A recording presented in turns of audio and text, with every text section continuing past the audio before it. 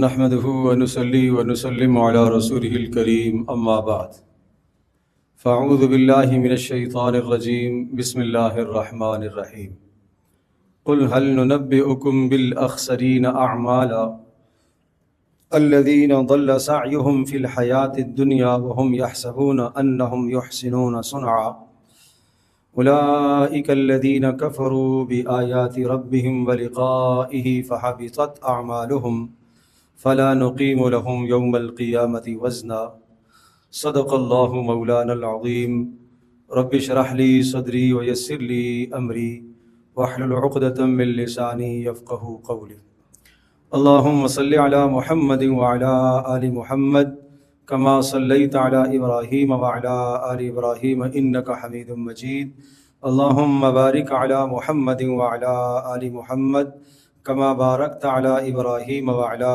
آل ابراہیم انک حمید مجید۔ گرامی قدر حاضرین و سامعین، سورۃ الکہف کی 2 آیات مقدسہ اس وقت کی نشست میں تلاوت کی گئی ہیں۔ ان آیات مقدسہ میں اللہ تبارک تعالی نے ان لوگوں کی خبر دی ہے کہ جو اس دنیا میں محنت تو کرتے ہیں مگر ان کے اعمال ضائع کر دیے جاتے ہیں۔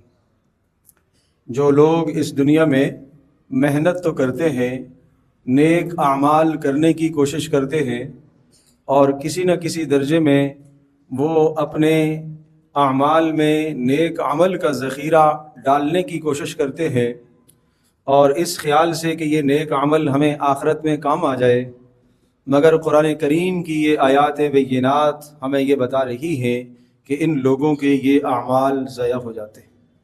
دیکھنا یہ ہے کہ کہیں ہمارا شمار ان لوگوں میں تو نہیں ہے کہ جو اعمال کریں، محنت بھی کریں مگر محنت کا ثمرہ کچھ بھی حاصل نہ ہو، اپنے آپ کو تھکائیں اور اپنے آپ کو مشقت میں ڈالیں اور سردیوں کی تکالیف اور مشقت برداشت کر کے باوضو ہوں اور اپنے گھر کی تنگ دستی کے باوجود بھی صدقہ کریں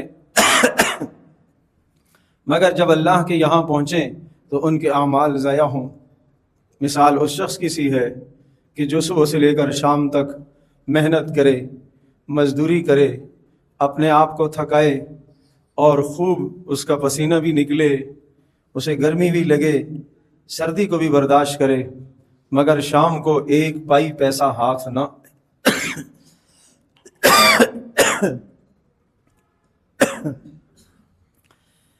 کتنا محروم القسمت ہے یہ آدمی، کتنا محروم القسمت ہے کہ انسان عمل کرے اور ہاتھ کچھ نہ آئے۔ اللہ ہماری حفاظت فرمائے، اللہ ہماری حفاظت فرمائے۔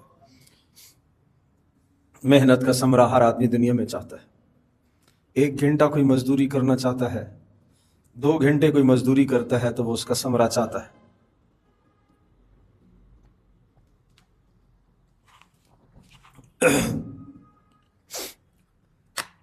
ایک آدمی کسی کے پاس مدد کے لیے جاتا ہے اور اس کی مدد کر کے مزدوری تو نہیں چاہتا، اللہ کے لیے مدد کرتا ہے، مگر 2 تسلی کے بول وہ بھی چاہتا ہے کہ جس کی میں نے خدمت کی ہے کم از کم جزاک اللہ تو مجھے کہہ دے۔ اتنا تو وہ بھی تقاضا کرتا ہے، گو کہ اسے اللہ کے لیے کرنا چاہیے، اس کا تقاضا بھی نہیں کرنا چاہیے اور اس کی امید بھی اسے نہیں رکھنی چاہیے، مگر انسان ہے، انسان کا مزاج ہے، انسان کی فطرت ہے، یہ اپنی بھی کسی نہ کسی درجے میں مدح، اپنی بھی کسی نہ کسی درجے میں تعریف چاہتا ہے۔ تو میں یہ عرض کر رہا ہوں کہ اللہ جل جلالہ نے ارشاد فرمایا قل هل ننبئکم، انداز دیکھیے، کیا هل ننبئکم بالاخسرین اعمالا، ہم آپ کو بتا دیں ان لوگوں کے بارے میں کہ جو اعمال کے اعتبار سے خسارے میں، یعنی اعمال کر کے بھی خسارے میں، اعمال کر کے بھی نقصان والے ہیں، کیا ہم آپ کو بتا دیں؟ اللہ نے پوچھا ہے اور پھر ساتھ بتا بھی دیا ہے، الذین ضل سعیہم فی الحیات الدنیا، فرمائیے وہ لوگ ہیں جن کی کوششیں دنیا میں بیکار ہو جاتی ہیں، وہم یحسبون अन्नहुम युहसिनून सुनआ, ये वो लोग हैं जो ये गुमान कर रहे होते हैं, ये ख्याल कर रहे होते हैं कि इन्होंने नेक आमाल किए मगर आखिरत में इन्हें कुछ भी नहीं मिलेगा। फजअलनाहु हबाम मंसूरा, हम उनके आमाल को रेत के ज़र्रों की तरह उड़ा देंगे, हम उनके आमाल को बेवज़न कर देंगे, हम उनके आमाल की कीमत नहीं लगाएंगे, हम उनके आमाल को ज़या कर देंगे। इमाम कुर्तुबी रहमतुल्लाह अलैह ने इरशाद फरमाया, दो चीज़ों से इंसान के आमाल ज़या हो जाते हैं, दो चीज़ों से इंसान के आमाल ज़या हो जाते हैं। नंबर एक, फसाद अकीदा, अकीदे का फसाद है तो अमल ज़या है, अकीदे का फसाद है तो अमल ज़या है। अल्लाह तबारक ताला की तौहीद, अल्लाह तबारक ताला की वहदानियत, अल्लाह पाक की सिफ़ात को अल्लाह के सिवा किसी और में मानता है, अल्लाह की जो कुदरत वो किसी और में तस्लीम करे, अल्लाह का आलिमुल गैब होना किसी और में तस्लीम करे, अल्लाह पाक की जैसे पकड़ ऐसी पकड़ किसी और में तस्लीम करे, अल्लाह का जैसे इख्तियार ये इख्तियार किसी और में तस्लीम करे, तो ये फसाद अकीदा है, ये है अकीदे का फसाद। तो फरमाया जब अकीदे का फसाद होगा तो अमल ज़या हो जाएगा, अमल की बुनियाद कुछ भी नहीं है। या किसी का इनकार है कि मरने के बाद नहीं उठाया जाएगा, आखिरत का इनकारी है, या ज़रूरियात दीन में से किसी एक शय का इनकारी है, किसी एक बात का इनकारी है, किसी एक बात का अकीदा नहीं रखता जिसका अकीदा रखना इसके ज़िम्मे लाजिम और फ़र्ज हो, तो गोया कि इसने ज़रूरियात दीन में से किसी एक शय का इनकार किया, ये अमाल का ढेर भी लेकर जाएगा मगर अमल ज़या है, कुछ नहीं करेगा। तो इरशाद फरमाया कि एक फसाद अकीदा की वजह से इंसान का अमल ज़या हो जाता है, और दूसरा इरशाद फरमाया रियाकारी और दिखलावे की वजह से इंसान का अमल ज़या हो जाता है। रियाकारी और दिखलावा, अल्लाह पर ईमान है, आखिरत पर ईमान है, मोहम्मद रसूलुल्लाह सल्लल्लाहु अलैहि वसल्लम पर ईमान है, प्यारे रसूल सल्लल्लाहु अलैहि वसल्लम को आखिरी नबी ख़ातमुन नबिय्यीन मानता है, ख़ातमुल अंबिया व रसूल, आपको आखिरी रसूल आखिरी नबी तस्लीम करता है। अकीदा तो दुरुस्त है, मगर जब वो अमल करता है तो अपने उस नेक अमल में अल्लाह के अलावा किसी और की खुशनुदी को शरीक कर लेता है। सदका दे रहा है, सदक़े के दौरान ये वो मुबारक अमल है कि जिस अमल में खालिस ये नीयत करनी चाहिए कि इस अमल से मेरा अल्लाह राज़ी हो जाए, मगर दिल में ये ख्याल आया कि ये मैं सदका दे रहा हूँ ताकि लोग देखें कि हाँ ये आदमी सखी है, लोग देखें कि ये आदमी मालदार है। अगर सिर्फ ख्याल आया और चला गया, कोई गिरफ्त नहीं है, कोई मुआखज़ा नहीं है, कोई पकड़ नहीं है, मगर जो ख्याल आया उस ख्याल के जज्बे में अमल किया, अमल के साथ वो ख्याल का जज्बा भी मिला हुआ था, अब अमल ज़ाया हो गया, अब अमल बर्बाद हो गया, इस अमल पर कुछ भी नहीं मिलेगा। क़यामत के दिन अल्लाह तबारक ताला ये ऐलान फरमाएगा कि मैं शुराका से पाक हूँ। जिस आदमी ने कोई अमल खालिस मेरे लिए किया है वो अमल तो लेकर आए, मगर जिसने उस अमल में मेरे अलावा किसी और को शरीक किया है, किसी और की खुशनुदी, किसी और की रजा, किसी और की चाहत और किसी और को दिखाना मकसूद में लाया है, उसका अमल आज रद्द कर दिया जाएगा, आज उसका अमल कबूल नहीं किया जाएगा। तो इरशाद फरमाया दो चीज़ों से इंसान के अमाल ज़ाया हो जाते हैं, एक फसाद अकीदा से और दूसरा रियाकारी के नतीजे में। ये दो बदतरीन जुर्म ऐसे हैं जिनकी वजह से इंसान के अमाल ज़ाया हो जाते हैं। पहले वाला जो बताया फसाद अकीदा, ये वो बदतरीन जुर्म है कि यूं समझ लीजिए कि ये एक ऐसा जरासीम है कि अगर करोड़ों अमाल भी हैं, जिस तरह से इंसान के जिस्म को कोई ऐसी बीमारी लग जाए जो अंदर ही अंदर से खोखला कर दे, एक लकड़ी है, दरख्त है, उसको अंदर से दीमक ने चाट लिया, अंदर से खोखला हो गया, किसी भी वक्त वो गिर सकता है। बिल्कुल जिस अमल के अंदर ये बात आ गई फसाद अकीदा की, उस अमल का कोई भी एतबार नहीं है, वो अमल ज़ाया है। रियाकारी से भी अमल ज़ाया हुआ, इसी तरह से फसाद अकीदा से भी अमल ज़ाया हुआ। नंबर 3, इंसान के अमाल जो ज़ाया हो जाते हैं, आदमी इस दुनिया में मेहनत करता है, कोशिश करता है, बसा औकात कुछ गुनाह जिंदगी में ऐसे हैं कि जो गुनाह उन नेक अमाल को गिरा देते हैं, ان نیک اعمال پر چھا جاتے ہیں جس طرح سے کوئی گندگی کسی صاف ستھری چیز کو اپنے اندر لپیٹ لیتی ہے اور چاروں طرف سے وہ لپیٹ لے تو اب وہ صاف ستھری چیز صاف نہیں برقرار رہتی. بالکل اسی طرح سے ایک آدمی کی نیکیاں ہیں بڑی، نماز بھی ہے، تہجد بھی ہے، تلاوت بھی ہے، بہت سارے اس کے نیک اعمال ہیں، مگر اس کے دل میں اپنے مسلمان بھائیوں کا حسد ہے. حسد کیا ہے؟ کسی کی نعمت کو دیکھ کر اندر سے جلنا، کسی کی نعمت کو دیکھ کر اندر سے کڑنا، کسی کی نعمت کو دیکھ کر اندر سے پریشان ہونا. یہ کیوں اس کو ملی ہے؟ یہ اتنا بدترین جرم ہے، یہ اتنا بدترین گناہ ہے کہ یہ انسان کے سارے نیک اعمال تباہ کر دیتا ہے. یہ زہر ہے، یہ زہر ہے اعمال کے لیے. انسان کے اعمال سب کے سب برباد ہو جاتے ہیں. پیارے رسول صلی اللہ تعالی علیہ وسلم نے ارشاد فرمایا ان الحسد یاکل الحسنات کما تاکل النار الحطب. فرمایا حسد انسان کی نیکیوں کو اس طرح سے کھا جاتا ہے جس طرح سے آگ سوکھی ہوئی لکڑیوں کو کھا جاتی ہے. کچھ بھی نہیں رہتا، کچھ بھی نہیں بچتا. ایک لکڑیوں کا ڈھیر لگا دو، پیٹرول چھڑک کر وہاں آگ لگا دو اور وہ ساری کی ساری لکڑیاں سب کا سب ایندھن وہ راکھ بن جائے گا، خاک بن جائے گا، مٹی کے ساتھ اڑ جائے گا، کوئی اہمیت اس کی نہیں رہے گی. اسی طرح سے حسد کی وہ بدترین آگ ہے کہ جو انسان کی نیکیوں کو ختم کر دیتی ہے، انسان کی نیکیوں کو جلا کر رکھ دیتی ہے، انسان کی نیکیوں کو بھسم کر دیتی ہے. کچھ بھی نہیں بچتا آدمی کے پاس. اس لیے حسد کو چھوڑ دو. کسی مسلمان یہ خاص طور پر اپنی قرابت داری میں، اپنے رشتہ داروں میں، اپنے دوست و احباب میں، اپنے جاننے والوں میں، ہر آدمی اپنے شعبے والے سے حسد کرتا ہے.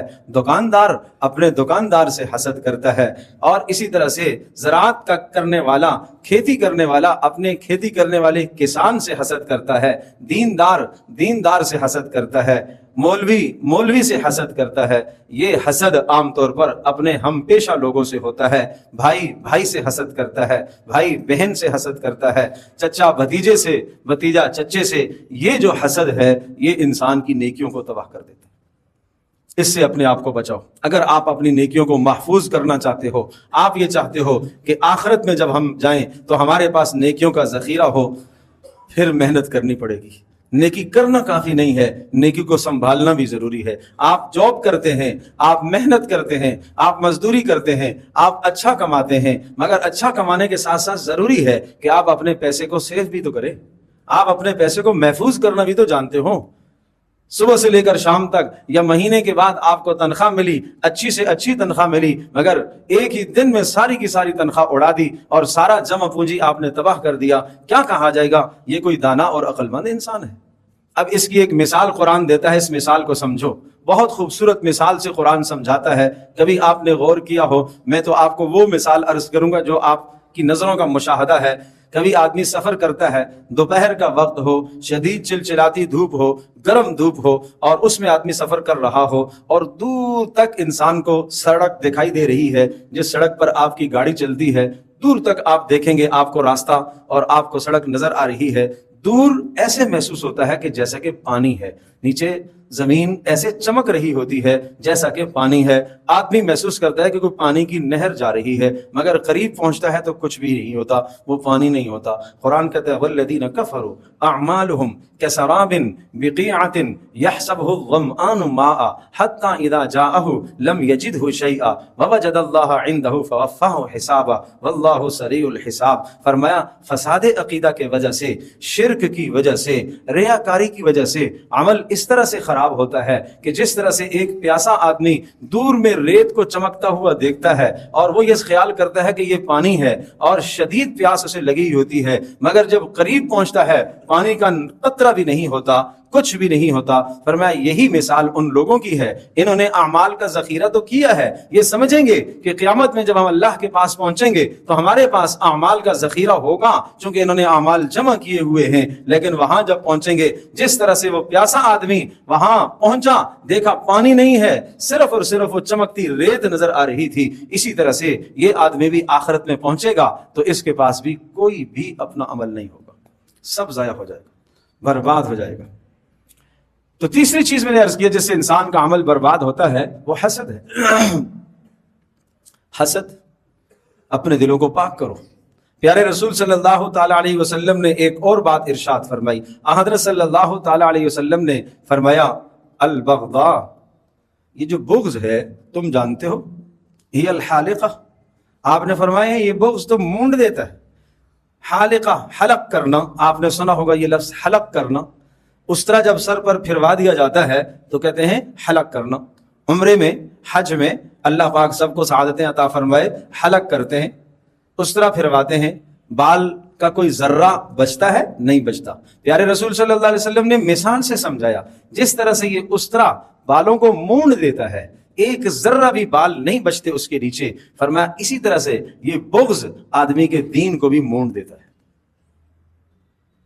یہ بھی آدمی کے دین کو ختم کر دیتا ہے، یہ بھی آدمی کی نیکیوں کو ختم کر دیتا ہے۔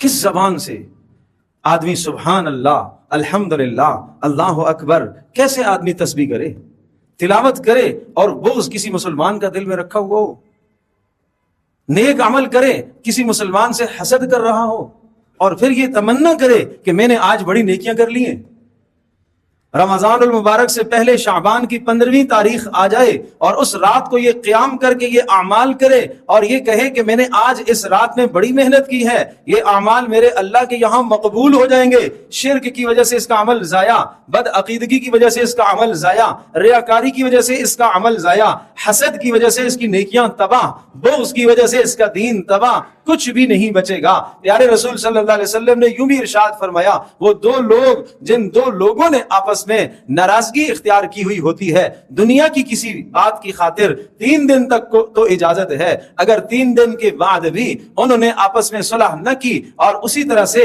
ایک دوسرے کی نفرت کو اور ایک دوسرے کے بغض کو اور کینے کو دل میں پالے رکھا، نمازیں پڑھی ہیں، تلاوت کی ہے، شب برات پہ رات کو قیام کیا ہے، فرمایا سر سے ایک بالش بھی اوپر ان کے اعمال نہیں جائیں گے۔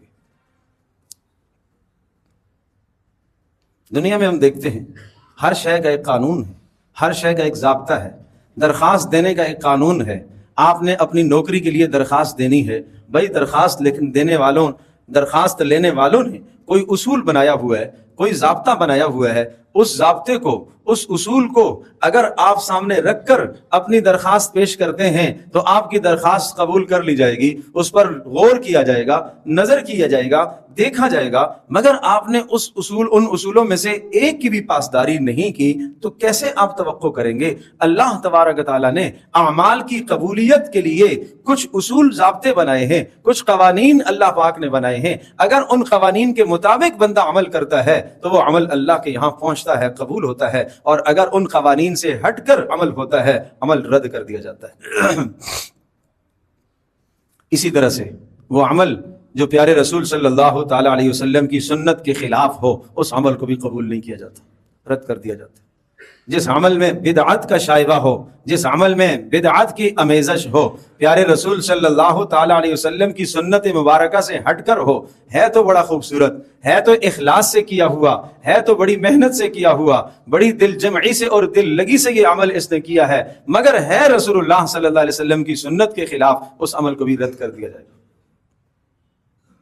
مردود کر دیا جائے گا، رد کر دیا جائے گا، نہیں قبول کیا جائے گا۔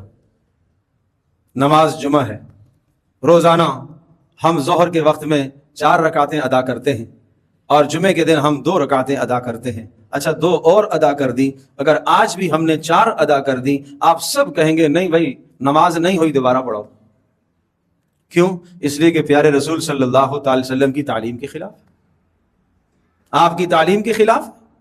روزانہ ظہر میں جب ہم نماز پڑھتے ہیں تو امام آہستہ قرات کرتا ہے، مگر جمعے کو زور سے قرات کرتا ہے، اونچی آواز سے سورۃ الفاتحہ اور 7 سورت پڑھتا ہے۔ اگر آہستہ آواز سے قرات کر دی تو آپ سب کہیں گے نہیں جی نماز نہیں، 2 کے بجائے 4 پڑھ لی تو کون سا میں نے جرم کیا ہے، کون سا کوئی گناہ کیا ہے، نماز ہی زیادہ کی ہے، تسبیح زیادہ ہوئی ہے، سجدے ہی زیادہ ہوئے ہیں اور رکوع ہی زیادہ ہوا ہے، آپ کہیں گے نہیں دوبارہ۔ کیوں؟ خلاف سنت۔ اذان ہوئی ہے، آخری کلمہ آپ نے پڑھا لا الہ الا اللہ، اس پر مؤذن نے اذان ختم کر دی، اگر مؤذن ملا دے ارے ہمیشہ لا الہ الا اللہ کے ساتھ محمد رسول اللہ جڑتا ہے، یہاں پر بھی محمد رسول اللہ جوڑ دیتا ہوں، کیا ہوگا؟ محمدی کا نام لیا ہے، رسول اللہ کا نام لیا ہے، تو آپ کیا کہیں گے اذان درست ہے؟ یہ غلط ہے۔ کیوں؟ اس لیے غلط ہے کہ سنت کے خلاف۔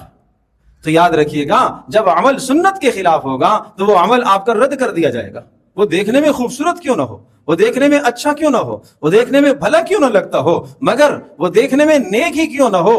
یہ مت کہا کرو کہ کیا ہوا، میں نے کیا کیا۔ خلاف سنت کر کے آپ اس سے کیسے توقع کریں گے کہ یہ عمل اللہ کے یہاں مقبول ہے؟ وہ تو مردود ہے، وہ تو رد کر دیا جائے گا، وہ عمل اللہ کے یہاں قبول نہیں ہوگا۔ تو اس لیے بھائی ان اعمال سے، ان گناہوں سے اپنے آپ کو بچاؤ جن سے نیک اعمال ضائع ہو جاتے ہیں، ان گناہوں سے اپنے آپ کو بچاؤ جن سے نیک اعمال ضائع ہو جاتے ہیں، اور ان چیزوں سے بھی اپنے آپ کو دور رکھو جن سے آپ کے نیک اعمال ضائع ہو جاتے ہیں۔ شعبان کی 15ویں رات کو، جس کو ہم شب بارات کہتے ہیں، پیارے رسول صلی اللہ تعالی علیہ وسلم سے 3 باتیں ثابت ہیں، مگر جس طرح سے ثابت ہیں اسی طرح سے ثابت کرو۔ فرض کو فرض کا درجہ دیا کرو، سنت کو سنت کا درجہ دیا کرو، مستحب کو مستحب کا درجہ دیا کرو۔ مستحب کو تم فرض پر لے کر آؤ گے تو یہ بھی رسول اللہ صلی اللہ علیہ وسلم کے دین کے اندر تبدیلی کر دی آپ نے۔ جس چیز کو رسول اللہ صلی اللہ علیہ وسلم نے مستحب کا درجہ دیا ہے اس کو فرض کا درجہ مت دو۔ مثال کے طور پر ایک آدمی ولیمہ کرتا ہے، ولیمہ تیرے پاس گنجائش نہیں ہے کرنے کی، یا گنجائش تھی مگر 10 آدمیوں کو کھانا کھلانے کی گنجائش تھی، قرض لے کر تم کر رہے ہو، اور جناب بہت اپنے اوپر وزن ڈال کر، بوجھ ڈال کر 100 افراد کو تم بلا رہے ہو، اور آپ توقع کر رہے ہو کہ یہ میں نے مسنون عمل کیا ہے، مجھے اس سنت پر ثواب ملے گا۔ حرام کام کر کے اس سنت کو آپ نے بجا لایا ہے، کیسے ثواب مل سکتا ہے؟ اسی طرح سے شعبان کی 15ویں رات کو انفرادی طور پر گھر کے اندر کوئی نفل ادا کرے، مگر کوئی تعین آپ نے نہیں بتایا۔ آپ نے نہ 4 کا تعین بتایا، نہ آپ نے 20 کا تعین بتایا، نہ آپ نے کسی مخصوص طریقے سے نماز کا طریقہ بتلایا۔ جیسے عام دنوں میں نماز پڑھی جاتی ہے اسی طرح سے گھروں میں نوافل کا اہتمام ہو جائے، فرض نہیں، واجب نہیں، اور یاد رکھیے گا مستحب اس عمل کو کرتے ہیں، کہتے ہیں کہ کریں گے تو ثواب، نہیں کریں گے تو ملامت بھی نہیں کریں گے۔ تو نے کیوں نہیں کیا؟ ملامت نہیں کی جاتی، مستحب کے ترک پر ملامت نہیں کی جاتی، ترغیب دی جاتی ہے، یہ عمل کرو، یہ عمل کرو، ترغیب دی جاتی ہے، مگر ترک پر ملامت نہیں ہوتی۔ روزہ رکھا ایک آدمی نے جمعرات کے دن، ٹھیک ہے جی روزہ رکھنا سنت ہے، اچھی بات ہے، مگر ایک آدمی نے روزہ نہیں رکھا، ملامت کرنا جائز نہیں؟ کیوں نہیں رکھا تو؟ ترغیب دو، یہ عمل ترغیبی ہے۔ اسی طرح سے شعبان کی 15ویں رات کو اگر سہولت ہو سکے گھروں میں رہ کر قیام کیا جائے، نوافل ادا کر لیے جائیں، قرآن کریم کی تلاوت کر لی جائے۔ اسی طرح سے آپ علیہ الصلوۃ والسلام زندگی میں ایک مرتبہ اس رات کو قبرستان تشریف لے گئے، آپ بھی کبھی چلے گئے کبھی نہ چلے گئے، مگر عورتوں کو تو آپ نے نہیں کہا، خواتین کو تو آپ نے نہیں کہا، اور پھر قبرستان میں جا کر جو خرافات کا ارتکاب ہوتا ہے اس کو تو آپ نے نہیں کہا۔ ابو بکر صدیق رضی اللہ تعالی عنہ کا وصال جب ہونے لگا، حضرت عائشہ رضی اللہ تعالی عنہا نے اپنے والد محترم ابو بکر صدیق رضی اللہ تعالی عنہ کے لیے کفن کا انتظام کرنا چاہا اور نئی چادروں کی تمنا فرمائی، تو فرمایا عائشہ پریشان کیوں ہوتی ہو، اگر نئی چادریں میسر ہو گئیں تو کسی حاجت مند کو دے دینا، میری وہ جو 2 پرانی چادریں ہیں ان کی دھو کر میرا کفن بنا دینا۔ تو مجھے بتاؤ، اگر قبرستان میں لے جا کر قبر پر آپ نے خوبصورت منقش چادر ڈال دی، کڑھائی والی چادر ڈال دی، اور اعلیٰ قسم کی پتیاں آپ نے چھڑک دی اور پھول بھی آپ نے چھڑک دیے، بتاؤ اس پھول کے چھڑکنے سے، اس چادر کے ڈالنے سے، اس خوشبو کے ڈالنے سے، اس اگربتی کے وہاں جلانے سے میت کو کوئی فائدہ پہنچے گا؟ جنازہ یہاں ہم ادا کرتے ہیں، جنازے کے اوپر، چارپائی کے اوپر آپ چادر ڈالتے ہو اور اس چادر پر اللہ کا نام لکھا ہوا ہوتا ہے، اور اس چادر پر سورۃ الفلق اور سورۃ الناس لکھی ہوئی ہوتی ہے۔ آپ میں سے کوئی آدمی مجھے بتائے کیا سورۃ الناس اور سورۃ الفلق جو لکھی ہے اس چادر پر، اور وہ چادر ہم نے اس میت کے اوپر ڈالی ہے، کیا اس لکھنے سے اس کو کوئی ثواب پہنچے گا؟ آپ خود جب لیٹے ہوئے ہیں، اگر آپ نے لیٹے ہوئے اپنے اوپر ایک چادر اوڑھ لی اور ایسی چادر اوڑھ لی کہ جس پر آیات لکھی ہوئی تھی، تو لوگ کہیں گے کتنا گستاخ بدتمیز آدمی ہے، قرآن کریم کی آیات لکھی ہوئی ہیں اور وہ اس نے اپنے جسم پر اوڑھ لی۔ جس طرح سے وہ زندہ میں تمہارے لیے اوڑھنا جائز نہیں ہے، اسی طرح سے میت پر بھی ڈالنا جائز نہیں ہے بھائی۔ آپ میت کو جو کفن میں لپیٹتے ہو اس کا سطر دیکھنا جائز نہیں ہے. غسل کراتے وقت اس طرح سے غسل دیں کہ آپ کی نظر اس کے سطر پر نہ پڑے. کیوں؟ زندہ کا سطر دیکھنا جائز نہیں تو مردہ کا سطر دیکھنا بھی جائز نہیں ہے. مگر ہم وہاں چادریں لے آتے ہیں اور ان کو ہم تبرک کا ذریعہ سمجھتے ہیں اور ان کو ہم برکت کا ذریعہ سمجھتے ہیں. کوئی اس سے برکت نہیں آتی. یہ رسول اللہ صلی اللہ علیہ وسلم کی شریعت کے خلاف ہے. اگر اس میں کوئی برکت ہوتی تو پیارے رسول صلی اللہ تعالی علیہ وسلم، آپ صاحب قرآن تھے، آپ صاحب وحی تھے، آپ پر ایسی چادریں ڈالی جاتی؟ یا آپ نے حکم دیا ہو کہ میری قبر پر لا کر چادر ڈالنا، یا ابوبکر صدیق نے حکم دیا ہو، یا عمر فاروق نے حکم دیا ہو، یا عثمان و علی رضی اللہ عنہم میں سے کسی نے حکم دیا ہو، جو چیزیں نہیں ہیں، نہیں انہوں نے کی ہیں، ان چیزوں کو دین کا حصہ سمجھ کر کرنا رد ہے، مردود ہے. وہ فہو رد من احدث فی امرنا ھذا، جس نے ہمارے دین کے اندر ایسی بات لا کر کھڑی کر دی جو بات ہم نے نہ کی ہو اور ہم نے نہ کہی ہو، وہ رد ہے، وہ مردود ہے، قبول نہیں ہے. تو رات کا انفرادی قیام ہے، اگر کوئی کر سکے تو اچھی بات. اسی طرح سے قبرستان میں جانا زندگی میں ایک مرتبہ ہے. کوئی کبھی چلا گیا کبھی نہ چلا گیا، ٹھیک ہے بھائی، وہاں جا کے استغفار کرنا. آپ علیہ السلام نے استغفار کیا تھا، آپ نے چادریں نہیں چڑھائی تھی، آپ نے اگربتیاں نہیں جلائی تھیں، آپ علیہ السلام نے پتیوں کا چھڑکاؤ نہیں کیا تھا. اور پھر اسی طرح سے تیسری چیز، اگلے دن کا کوئی روزہ رکھ لے تو بسم اللہ، نہ رکھے تو کوئی مذائقہ نہیں. رمضان کی تیاری کرو، رمضان کے آنے سے پہلے رمضان المبارک کی تیاری کرو. اور اگر یوں کہا جائے کہ پیارے رسول صلی اللہ تعالی علیہ وسلم شعبان کے مہینے میں کثرت سے روزے رکھتے تھے، یہ رمضان کے لیے آپ کی تیاری تھی، یہ رمضان کے لیے تیاری تھی. جس طرح سے ابھی آپ تشریف لائے اور ظہر کی نماز اور نماز جمعہ ہم ادا کریں گے، نماز جمعہ کی ادائیگی سے پہلے آپ سنتیں ادا کرتے ہیں. یہ سنتیں در حقیقت ان فرضوں کی تیاری ہے. تو رمضان کے جو روزے فرض ہیں، ان فرضوں کی تیاری کے لیے آپ شعبان میں روزے رکھا کرتے تھے. یہ اہتمام ہو سکے، جو چیزیں پیارے رسول صلی اللہ علیہ وسلم سے ثابت ہیں ان کو کیجیے، اور جو چیزیں آپ نے نہیں کی، نہیں بتائی، ان کو اپنے آپ سے دور رکھیے تاکہ ہمارے اعمال ضائع نہ ہو جائیں. اللہ عمل کی توفیق عطا فرمائے.